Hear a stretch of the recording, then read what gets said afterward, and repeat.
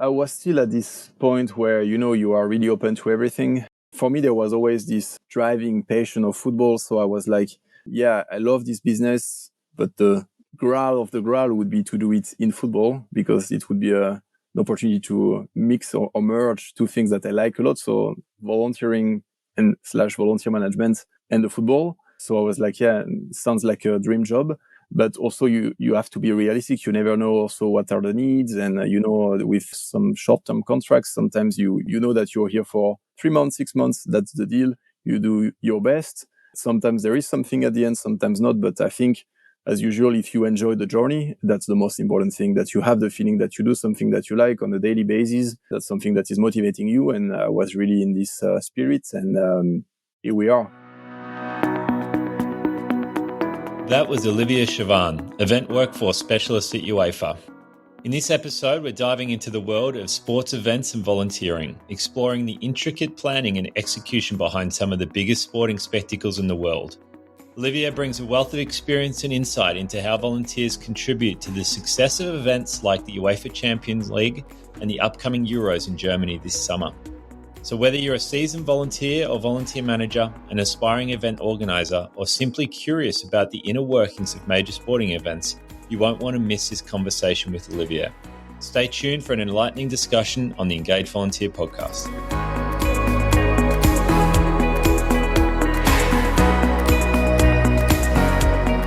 All right, Olivier Chovin, Event Workforce Specialist at UEFA, aka leading the charge for all volunteer engagement and management across all UEFA events in partnership with Adrian there at UEFA. Mate, it's so awesome to have you on the podcast. How are you? Thank you, Shannon. I'm very glad to be here and to be part of this podcast. It's really a big pleasure and honor to be part of it. So I'm doing well and I'm ready for the interview today. Yeah, lovely, mate. And mate, where do we find you in the world at the moment? So in the moment, we are based in Nyon, so at the HQ of UEFA in Switzerland, by the Lake of Geneva. So that's where we are preparing the different UEFA events where a lot of volunteers are actually involved. So that's where we are. Yeah, for sure. Mate, for the listeners, can you give us a snapshot of the sheer scale of the UEFA volunteer program? Just a quick snapshot before we get into things. Yeah, of course. So we are having volunteers on different UEFA events. Mainly the male Euro is our biggest one. We are at the moment finalizing the preparation for the Euro in the summer. So 16,000 volunteers. We will do it together with the host cities. So it's the biggest program we have ever done at UEFA. But we're also active on other events like Women's Euro that will happen the year after, and also on the club finals. So for instance, Champions League, that is quite famous. And also different side events like when we had the final draw, for instance. So these are thousands of volunteers involved every year. Excellent. And it's the Champions League and all these major events that you're at spread all across Europe. Well, I mean, how many countries are you operating in? And yourself, are you traveling a lot in your role or mostly at a headquarter? Yeah, so we have 55 national associations at UEFA. And as you might know, the finals are a bit moving from one country to another every year. So myself, I'm based at the HQ, but in each country, we have every time what we call a local volunteer manager. That is our main counterpart, recruited by the national association, because we have to rely on the national associations to conduct our volunteer programs, because volunteers are recruited locally. And yes, so every year it's approximately 5-6 venues. And myself, I'm helping only during the operational phase when we are delivering the events. But during the year, we are in contact with our colleagues in the national associations, trying to help them on delivering volunteer programs a bit in the UEFA way, but always with a local touch, which is very interesting because every year we learn from, again, new countries, new colleagues, and it's very, very great. Yeah. Yeah, excellent. Now, you've been at UA for 6-7 years now. Is that right? Yeah. So obviously you've been on a bit of a journey there. And I know from our time that we've spent together over the years, football has been a foundation of your life and it's driven you to where you are now. Now, people that work in volunteer management, the career path, it's not like you're going in a course for volunteer management or engagement, are you? It's often come from different pathways and football seemed to be yours. Do you want to take us back to the start, mate, growing up in France and I guess loving the sport and how it's driven you and sort of the steps you've taken to land where you are today? Oh yeah, football is my biggest passion in life. So it really came when France hosted the World Cup '98. I think, as many other kids, I started to play football because France won that World Cup, and it was a source of inspiration for all of us with Zidane and other players. And after that, I studied foreign languages. I was a bit looking for what to do in the future. And my path brought me to Germany. And at some point, there was an opportunity to volunteer for the Women's World Cup 2011 in Germany. So I said, yeah, why not? Let's try. And I became a media volunteer in Frankfurt. It was nice. I learned a lot also about women's football. Was completely new to me. And after that, I realized, I want to work in this business. It's great. There are some jobs that I didn't know about before. And that's why then I came back to France, to Paris, where I finalized my master. The master thesis that I wrote was about how to manage volunteer at major sporting events. And it was really nice. I might pause you there, Olivier. That's a unique thesis to write. Was that all just because of your experience volunteering at the Women's Euros, or was there a broader background to that? I would say it was something I was very curious about, and it was not necessarily a topic that my mates were also picking. So back in that time, everyone wanted to write something about, I don't know, marketing in football or whatever.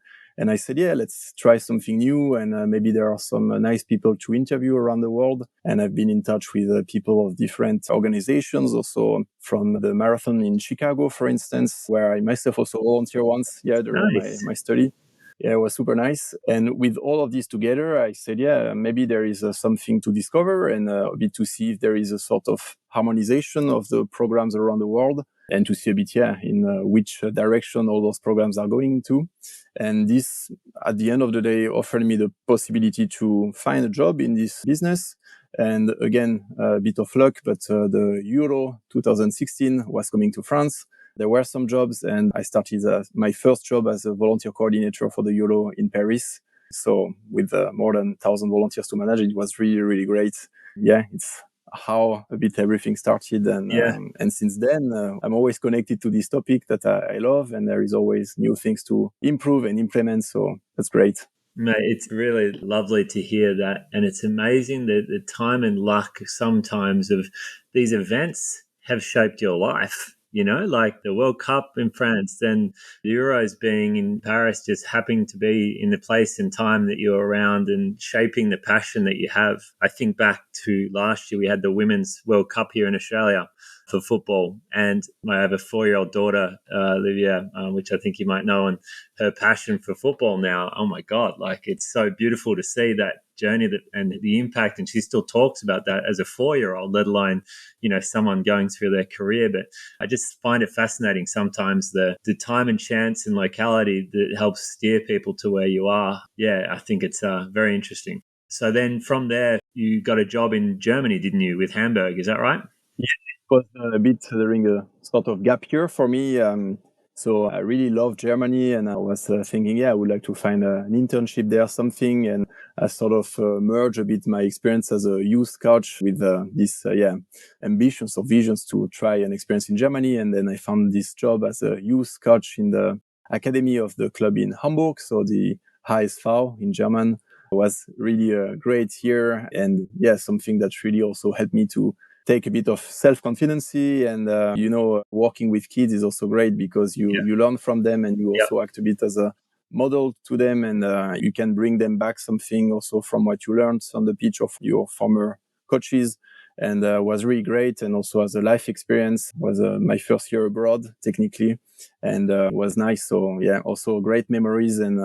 And now again that the next Euro is happening in Germany this summer, it brings me back also somehow to a country that I like a lot. And it's somehow all connected, and it's really great. Yeah, it's nice, isn't it? And then I see on your part of your journey in Africa. Yeah. You want to talk about that part and what led to ending up in Africa? How did that happen?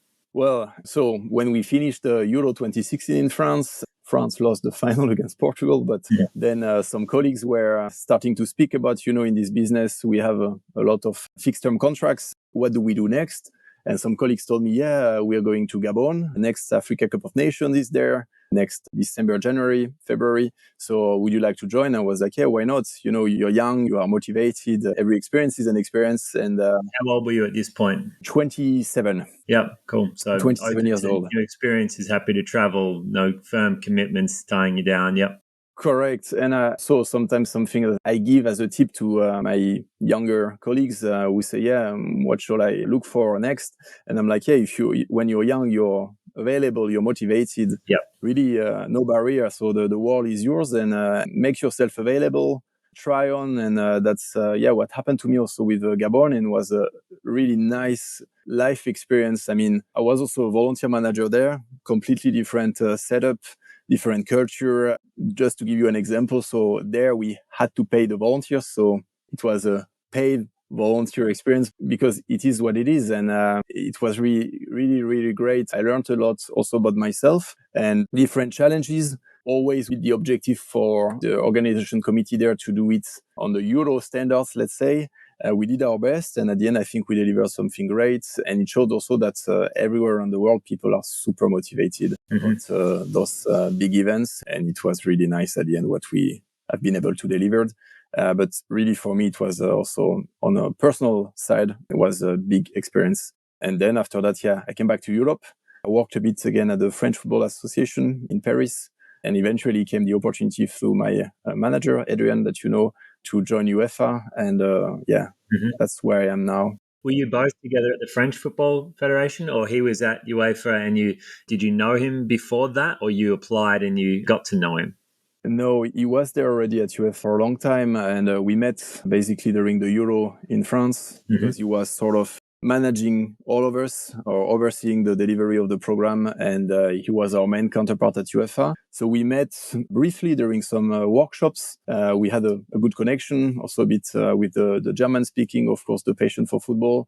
And at some points, I think it's a bit being at the right time, at the right place. And he was in a need for someone for a short contract initially. And I said again, a bit like with the Gabon opportunity, why not? Let's try, even if this is for 6 months.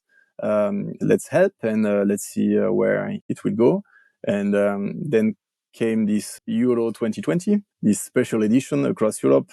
And there were a bit more needs to complete the team. And since then, keep doing it at UEFA, and that's a big pleasure. So yeah, often about getting a start, isn't it? Sometimes you've just got to say yes to things, and exactly. let fate unfold in terms of where you could find it. Can I ask if you remember when you started in that team? Were you like, this is my dream job, I will do everything possible to keep this job? Or was it like, oh, roll with the punches and see if I might end up back in Africa? Like, where were you at in your career at that point?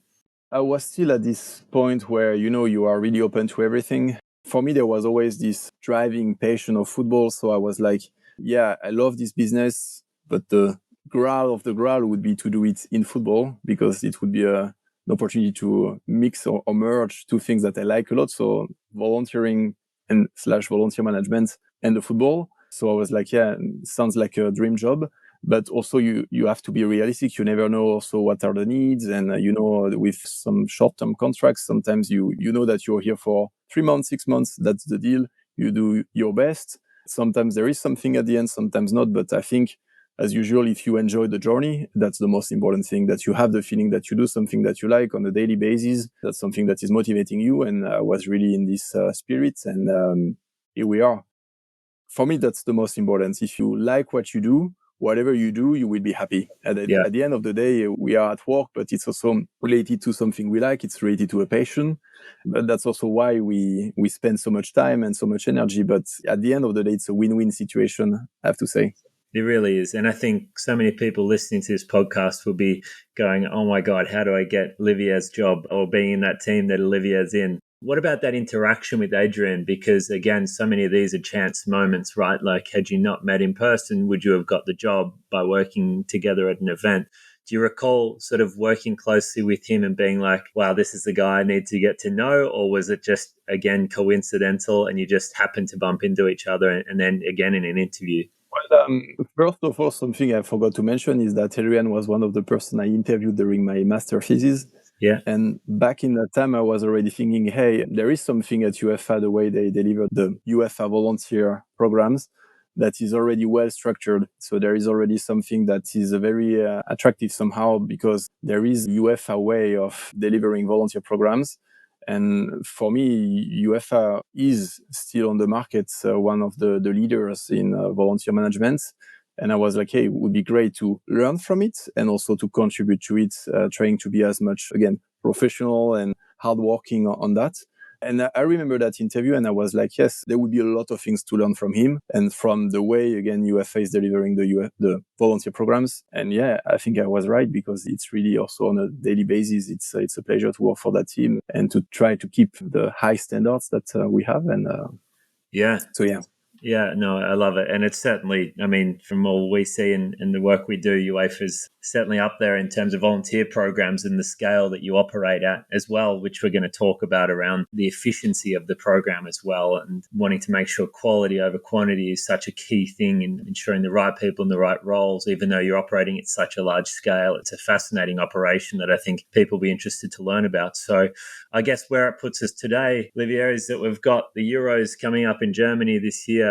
You touched on it before, but do you want to talk about the scale, how many venues, how long it goes for, how many volunteers, the team around it? Give us a flavor of what this event looks like, because it is ginormous. Yeah, it is. Again, it's the biggest we ever had at UEFA.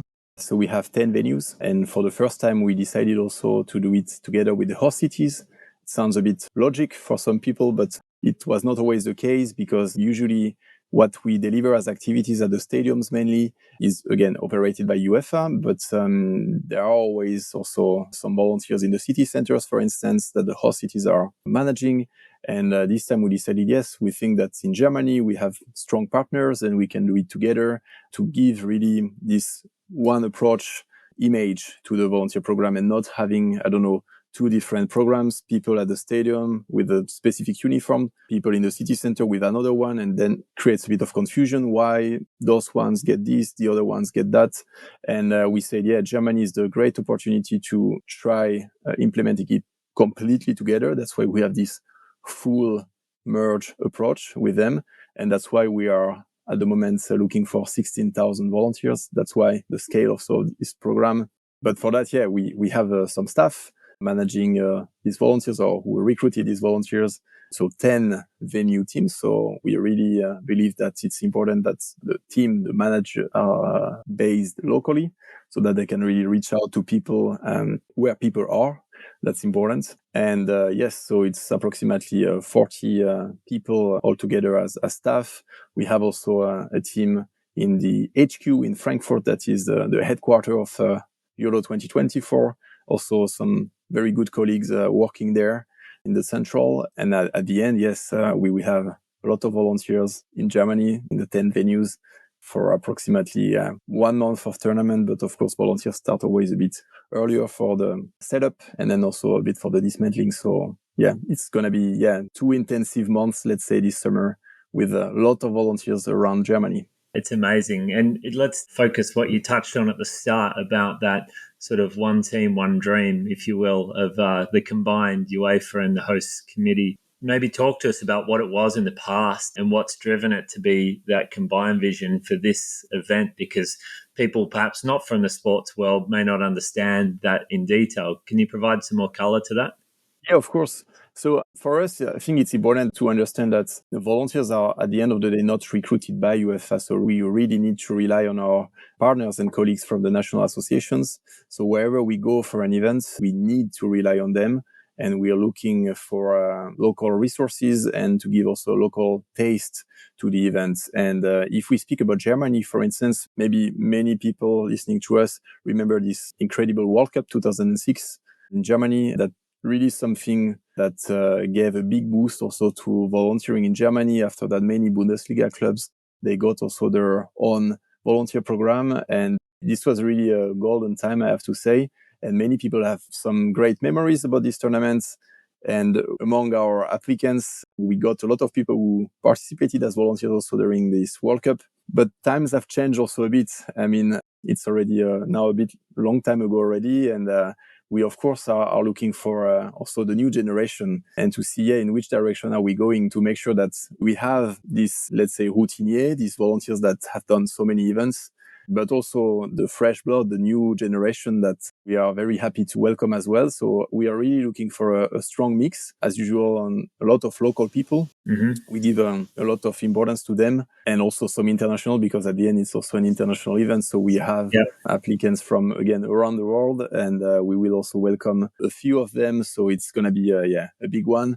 But to get back to the questions, so related to this setup, for us, it was important, to have this one team approach or one global vision approach, and to say, there is Euro happening in Germany. So it's important that everyone who is volunteering from far to close to the stadiums or wherever we are has the same, let's say, the same experience somehow, that we are trying to make everyone receiving the same experience and make sure that wherever you are volunteering, you are part of the same community, you are part of the same events, you give something to your favorite sport, to your country, to your city, to your community.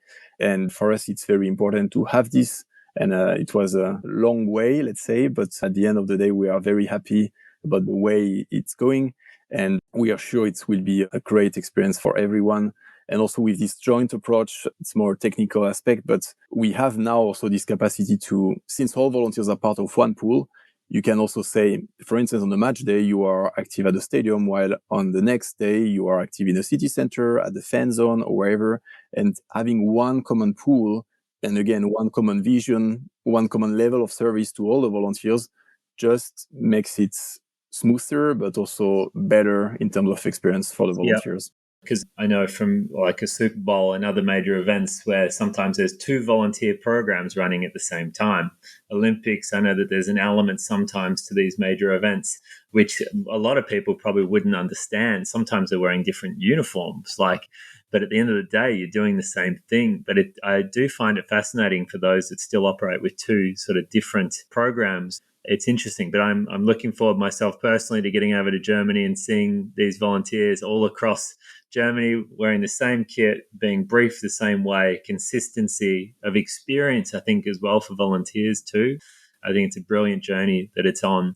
Now, could you give our listeners a bit of a step-by-step journey of this massive program that it is for the Men's Euros coming up this year, in terms of like, when did you launch? What about screening? What about interviewing? What about your background check? Like, can you almost get into a bit of the granularity just so people understand the work that's involved in order to progress a program like this? And it's obviously for us with Rostify, one of our proudest customers that we get to work with, just given the scale and the operation that you guys run. But there's just so much involved, I think, that maybe listeners may not quite grasp, especially if you want to start at such a large number of applicants to get down to such a selected group. Do you want to talk to that? So, as you might know, it's a lot of preparation ahead of the tournament. So we really even started to, at least for the volunteer program, to plan it 3.5 years before the event itself. But the biggest milestone, let's say, in terms of preparation is when we are live and when we launch officially the application. So that's, let's say, the biggest moment when we are a bit getting some visibility and reaching out to people, saying, hey, something is happening soon. If you would like to volunteer, there are some opportunities. Here is the link to apply, etc. But that's the biggest event, pre-event for us. And we decided to launch it. If we look at the dates, when does this happen? So, of course, it's a matter of strategy. So you can decide, whenever you want. But we decided to do it at a very specific date. That was the 1 year to go. So 14th of June, 2023, because the 14th of June, 2024 will be the opening game in Munich. So we decided to do it on that day to, again, raise a bit the visibility and make it also a bit clearer to the people, because sometimes when you do it a bit too early, people don't realize that the event is even coming or arriving. So you really have sometimes to teach people, hey, by the way, there is this event coming to your country next year. But it was for us the right date, and it was amazing. So in the 10 cities, we got also our colleagues who have been able to push also the information to really spread it. And what's really great is that approximately 50% of our applicants in total, they applied in the first week of the applications. Wow. So there was really this boost, and we realized, that's really the moment when people are a bit looking at the event, focusing and hearing about it, and that was brilliant. So from that moment on, then you start receiving, so your life, so you start receiving applications, so people sharing their interest, and then you have to have a team also in charge in front of them, so to reply to all their questions, emails, phone calls, etc. Then we started this phase of screening all the applications that were arriving in the system with our 10 venue volunteer management teams in the 10 venues or cities. So we started this screening, and then we started the interview phase. So it was approximately 4 months of interviews. Also, after COVID, after the last edition, we learned also on how to conduct online interviews. It was not necessarily the case before, or not in this big scale. I remember myself, 2016, we conducted almost 95% of the interviews in face-to-face in France. This time, we decided to do it, let's say 50-50. So some people still having the opportunity to come face-to-face to the interviews, but for a lot of applicants, we also proposed an online interview that was also very nice. And again, we learned a lot about those processes to make it as much human as possible, to offer also an experience during the interview to say, if you do it online, you have also the same chances and the same opportunity to express yourself, to share about your backgrounds, and also again to ask your questions. So that was important. So those 4 months, I would say, of interviews have been then conducted. And let's say that, when was that? 15th of December, if I remember well, we closed officially the applications. Oh, sorry. Applications were open the entire time from June 14. And Yes. they were still open until December 15.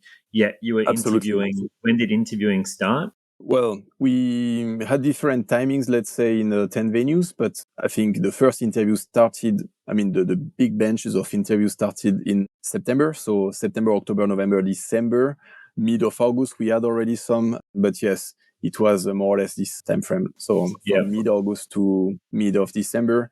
The interesting thing is that at the beginning of your interview phase, you start a bit proposing every roles, and every positions are open to everyone. And then the more you progress also in your recruitment, the more you become, let's say, precise and a bit also picky in terms of what are the roles where maybe you look for more people, or the ones where you are looking for some specific skills or level of availabilities, etc. So you can then really adapt your recruitment every month to see a bit, how do I reach to my objectives, to, again, fill out all the roles, all the positions, to have, again, this very versatile pool of volunteers with different profiles, skills, backgrounds, availabilities, etc. So you can really adapt. So and at the end of the day, we close it because we thought we have enough candidates now. We think we are fine with this pool. And since mid of December, people started to receive, and that's where we stand right now, feedback about their interviews and whether they are in or not, and then the role offer. So that is almost completed by now. Yep, that's where we stand. Yeah, so you've gone through the interviews and now the role offer stage. So you're now offering out the roles to all the volunteers. And if we look at the timeline, it's February, March, April, May, June. You still have 4 months to go. So role offers are going out now.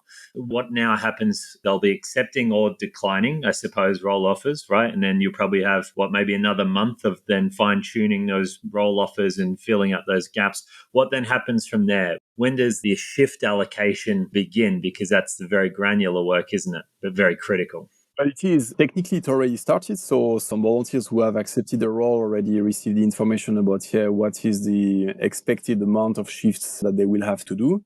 It's really for us important. It was also something in the past we realized maybe sometimes we did it a bit too late, because we realized people really need to freeze these availabilities as soon as possible, especially the ones who are working that needs to take some days off, for instance, but also for students, because some of them, they plan, if not selected, to go, I don't know, on holidays or whatever. And for this, I have to say that also this year, we have never been that early in this process. We are now at 98% already of the role acceptances.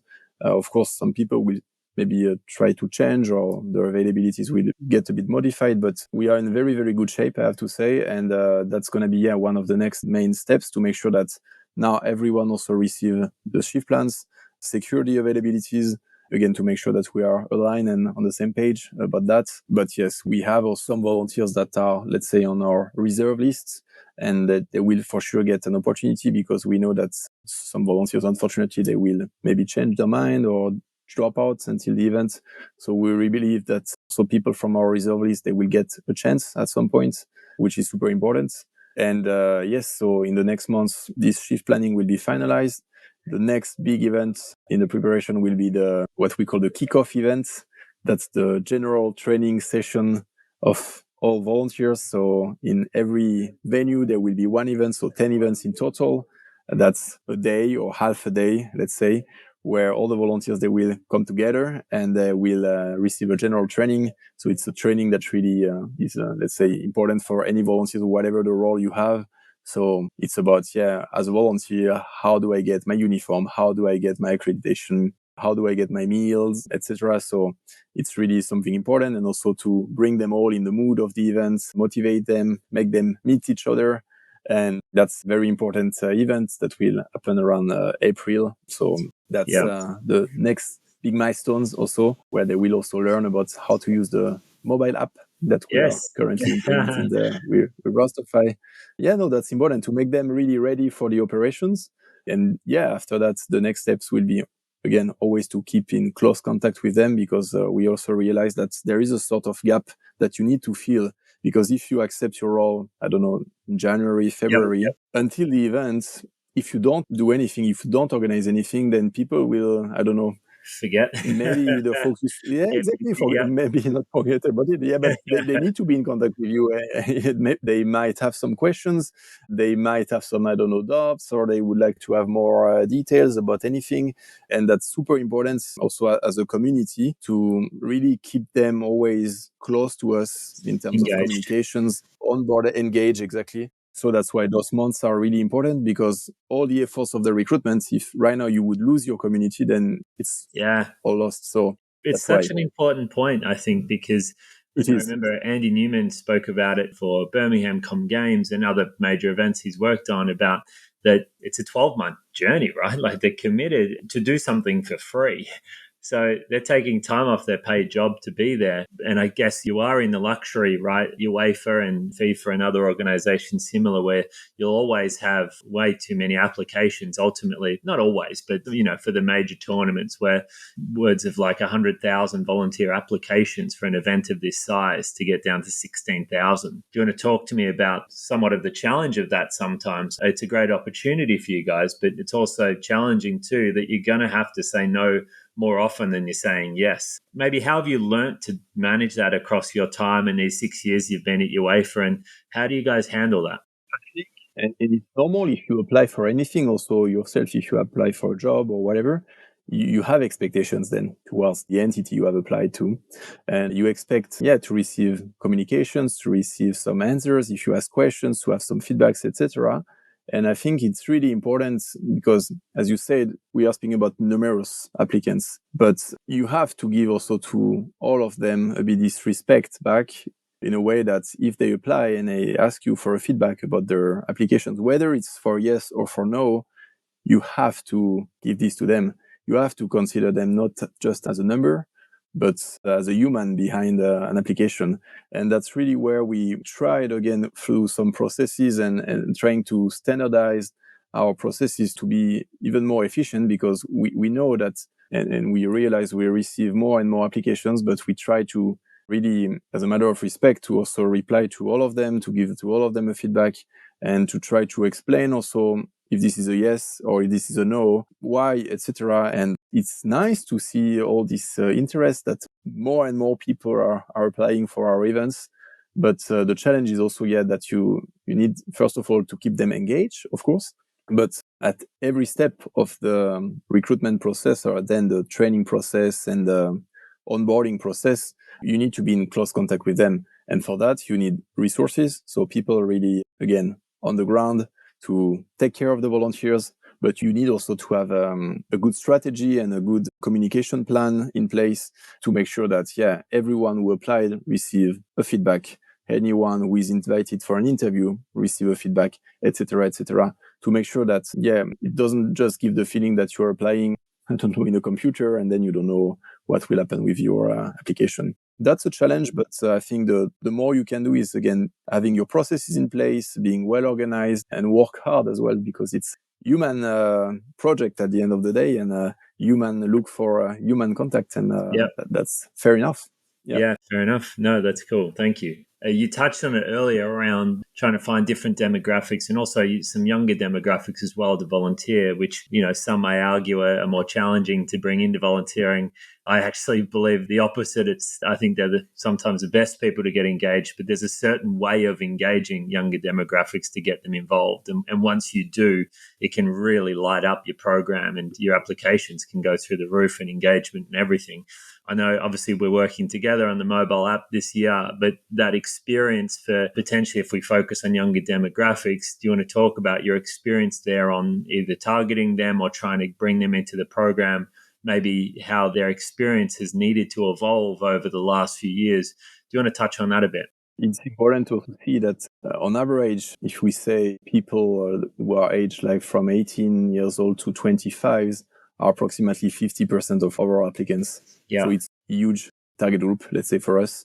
It shows also a bit, again, the interest. And when I remember myself, when you are at the beginning of your career, maybe you're a bit lost or you don't know exactly what you want to do, and you want to try things. For me, volunteering is super, super good opportunity.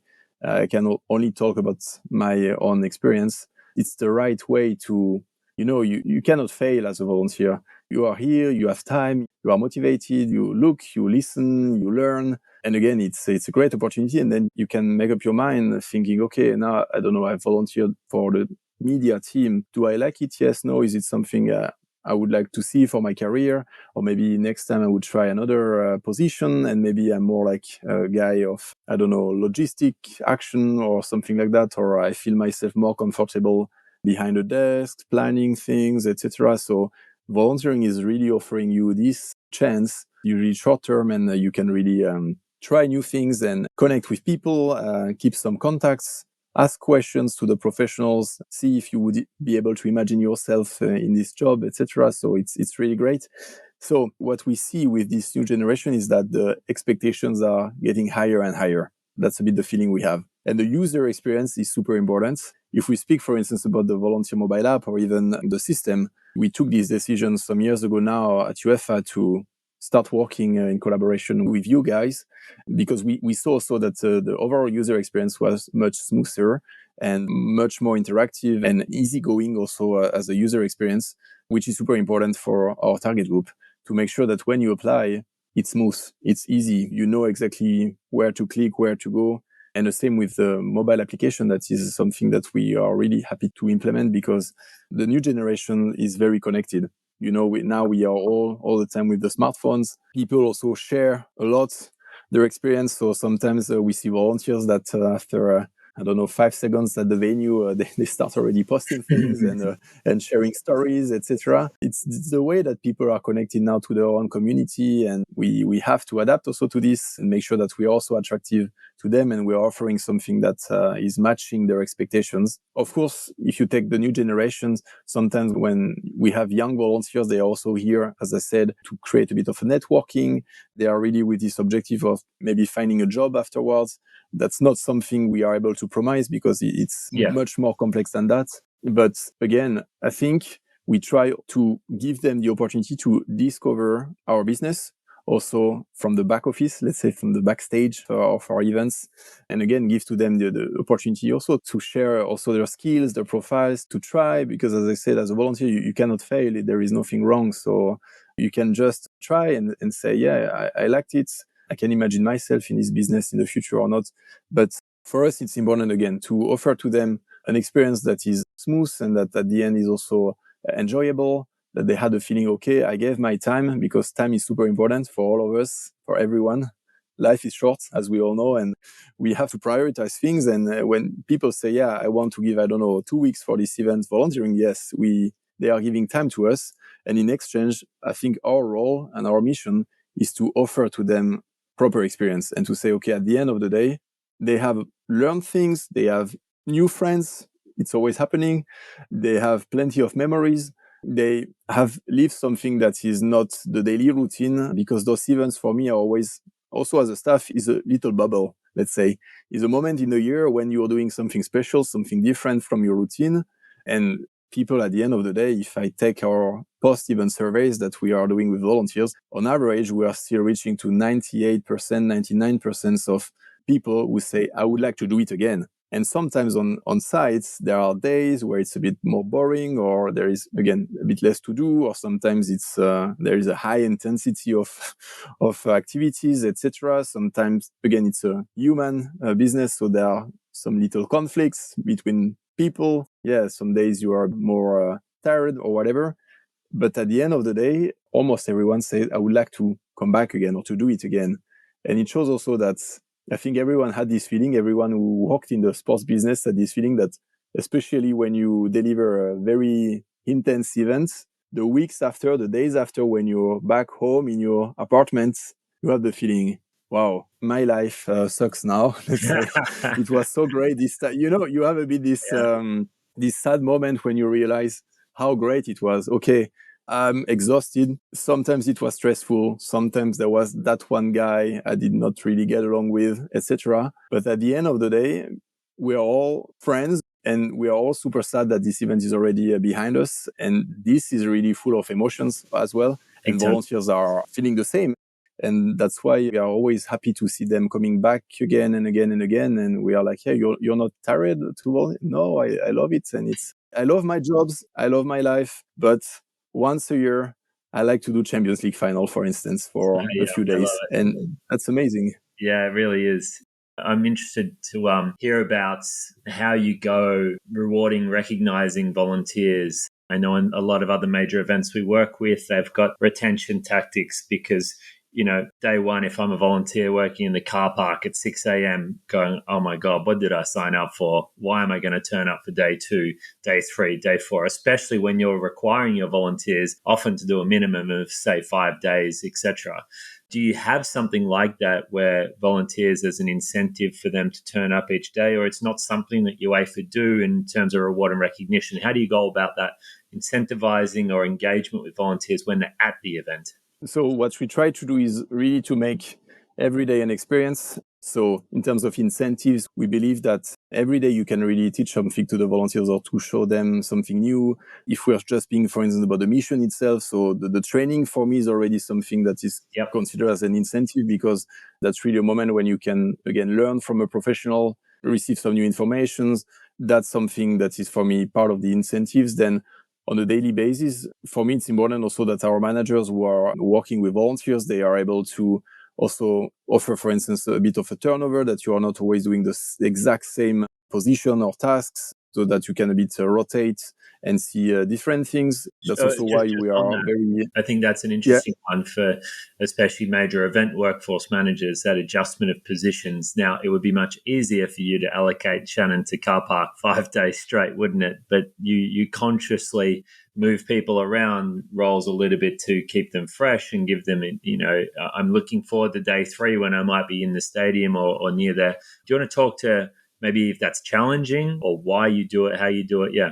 I think the important thing to understand is also that as volunteer managers, you are serving, let's say, 2 clients. The first one is obviously the volunteer. So you have to make your volunteers happy, for them to come back, for them to have a nice experience, and also, again, to give back to them the time they are giving to you. That's super important.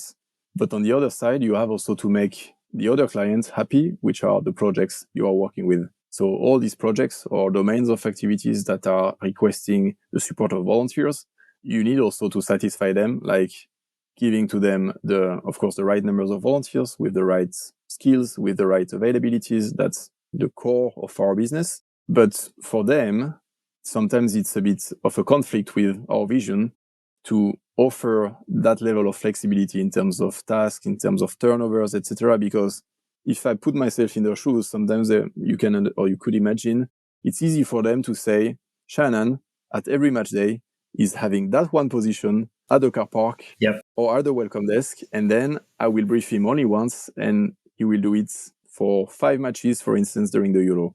That's an easy way to go.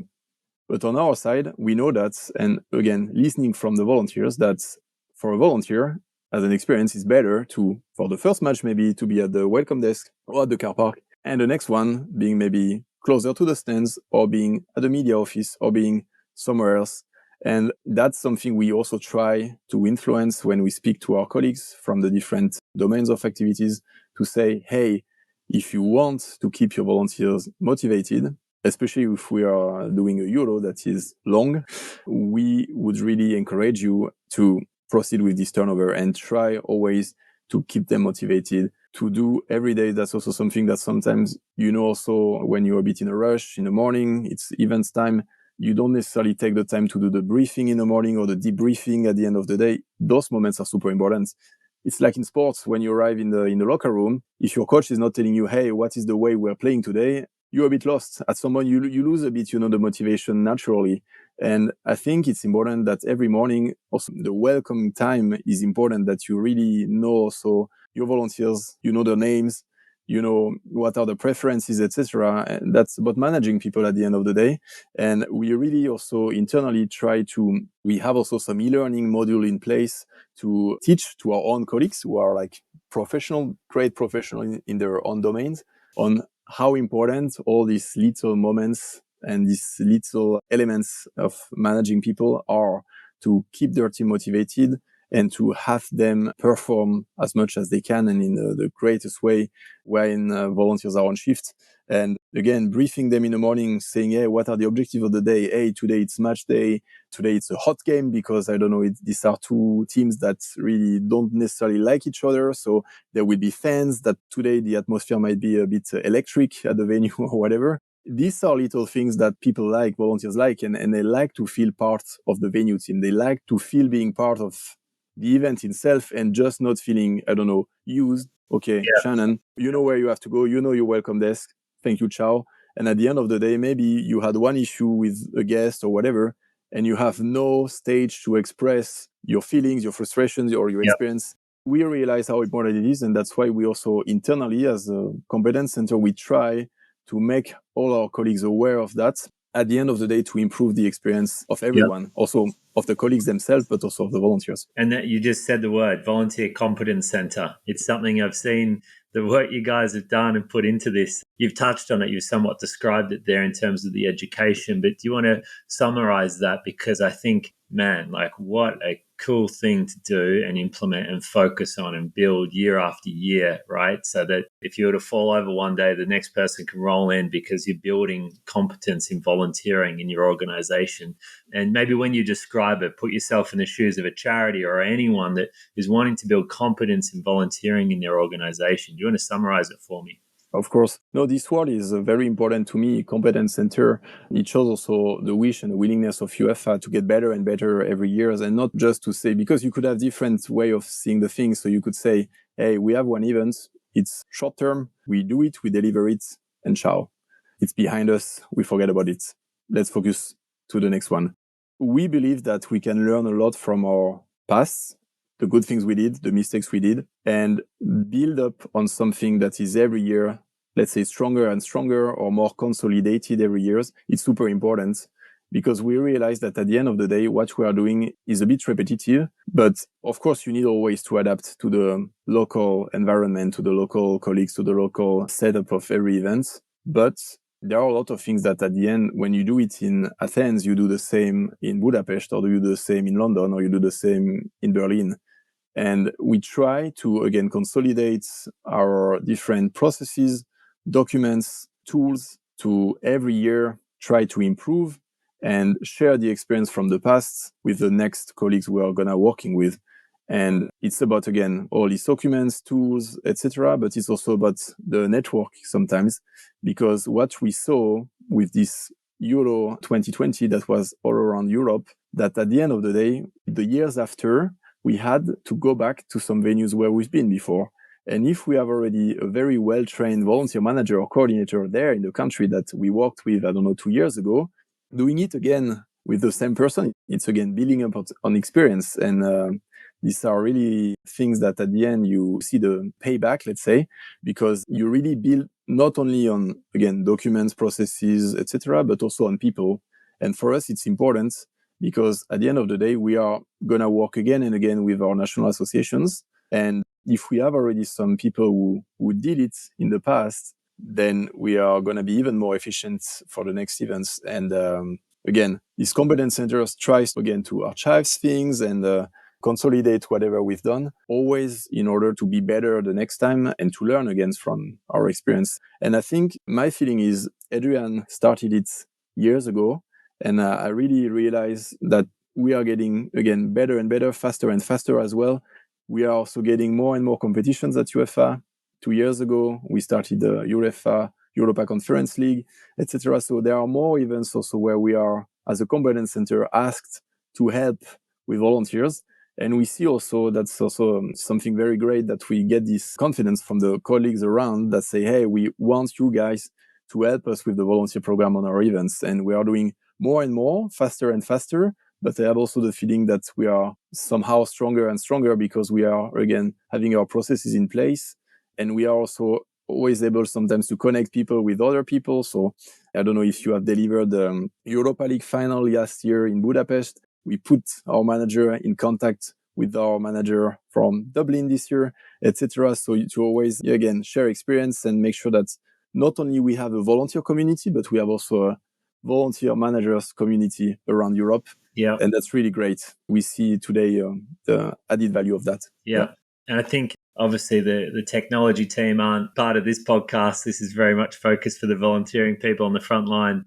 But, you know, the team like Yavon, Najib, Carlos, the team that support from a technology perspective, it's, I don't know, maybe do you want to touch on like the importance of having that resource, I guess, at UEFA? Like from like what I see from my side, I know the work Yavor and the team are doing on replicating workflows for events so that you're not starting again each time from a new event perspective. And I just think that's such a game-changing approach, because I see other customers or other people in other industries that do that. They start again. And sometimes a big part of starting again is systems and onboarding processes and documentation, but you can centralize that and replicate, copy from, and launch much faster. Do you want to give perspective to that technology team that supports you guys? Because I know you've worked very closely together over the years to achieve this goal, haven't you? No, these guys are super important to us. I mean, it's really a team effort at the end of the day. So we have the knowledge about volunteer management, but we need also these specialists on the technology or technique part to support us, because we would not have the capacity to do it just by ourselves. And we see, as you said, it's a game changing, and working with them in a close collaboration, it makes it also easier, because we realize, also myself in some of my previous jobs, that if your technical advisor or the technical specialist, for instance, as you mentioned, Yavor, Matthias, Najib, etc., they have no clue about your business, they can be as much specialists as possible in their own domain, the match will not be great. Yeah. It's not going to work well, because you need the business to be, for me, in very close contact with the technical side to make sure that they understand our needs and we also understand their constraints. And if we speak together and we create, again, this close collaboration, that we are in touch on a regular basis, for me, that's the best way of delivering it at the highest level of service level. And that's why it's very important that we try to keep as much business continuity as possible. And also because if you change your technician every 6 months, it's a bit like changing a coach in a football team every 6 months, then you lose the continuity. And then at the end of the day, you see that the results are suffering from it. That's why we realize how important it is to involve them, to make sure that they understand our business, that they go also on site, meet with the volunteers, speak to the volunteers, to see how is it the journey of a volunteer in real on site. And that's also something we try again to improve years after years. And we are happy about the direction we are going at the moment. But again, it has to be a close collaboration where everyone understands the needs and the constraints of the other one. And we just can confirm the added value of that. Yeah.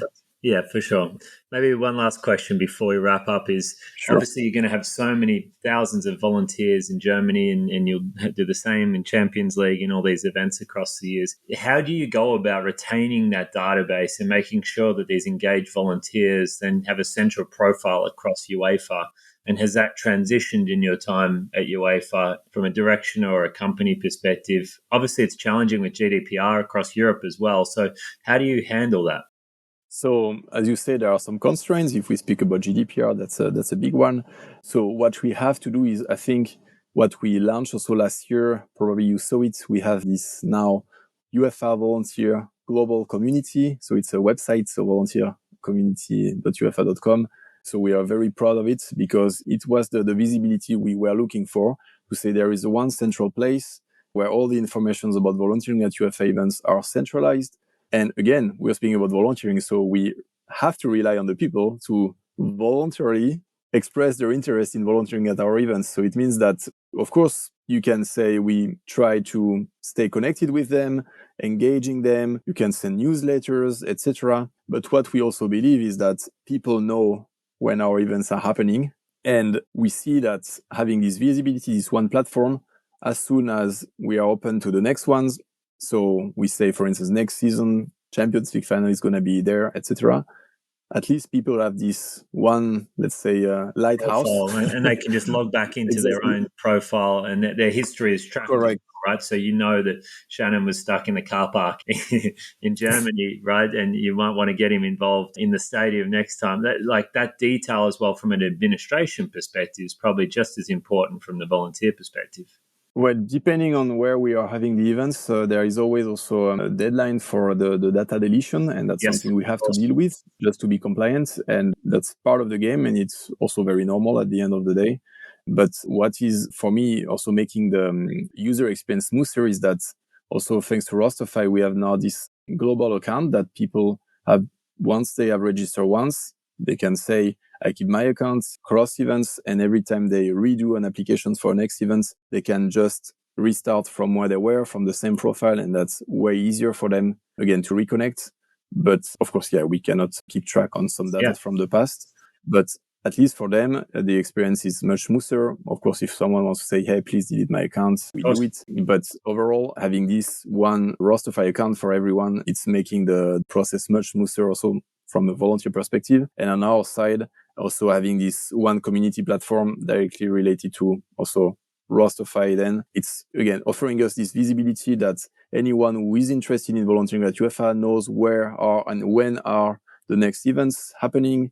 And they can just decide, this year I want to do Europa League, next year maybe conference, etc. So it was also a bit the stone that was a bit missing in our constellation, let's say, that we have now. And we also, again, can only say about the added value of that. So I think the branding of the accounts and the work your team have put into that, and I know our team too, to get the portals and the different branding for events and the communication, the headers and footers from Champions League compared to Euros, everything like that. It's so critical for an event like yours and a brand like UEFA to have that ability. But it touches on that, not just younger demographics, but probably most importantly, your comms are sharp and your portals look sharp. And I think for anyone listening that wants to see an example of what a great program looks like and feels like, I would suggest jumping on to the UEFA volunteer community and checking it out. So, look, Olivier, it's been amazing having you on. You and Adrian and the team have done just such an incredible job. And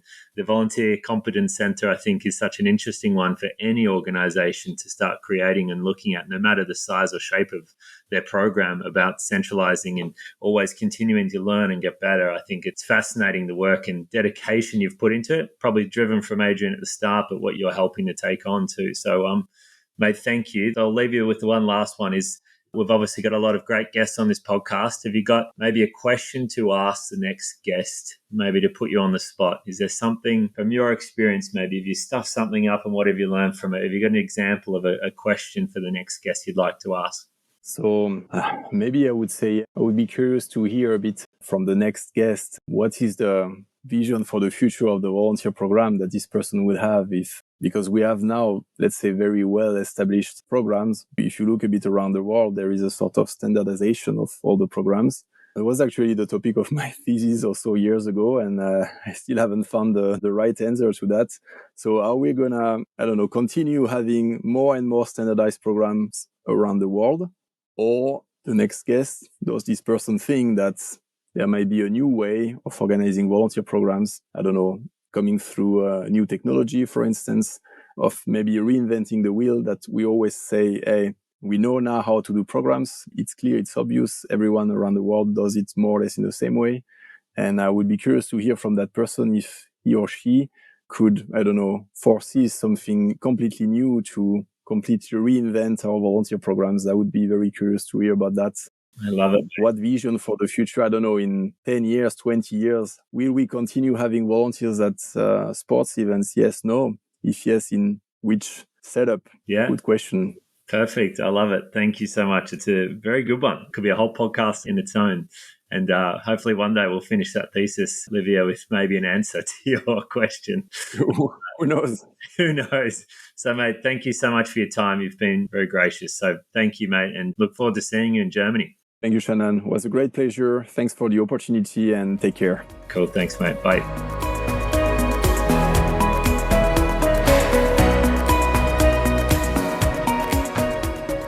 Thanks for listening to this episode of the Engage Volunteer podcast. Tune back in next week to hear from the legendary Emma Peet, Event Workforce Manager at Formula E, the global electric car racing series engaging thousands of volunteers across 10 plus countries around the world. Emma will give you a behind-the-scenes look at Formula E events, including the recruitment, training, and coordination of volunteers. You'll learn about the unique challenges of rewarding and recognising volunteers from different cultures and demographics in the fast-paced world of electric car racing. If you're curious about the intersection of motorsports, sustainability, and volunteerism, be sure to tune in next week to discover how Formula E utilises the power of volunteers to drive success both on and off the track.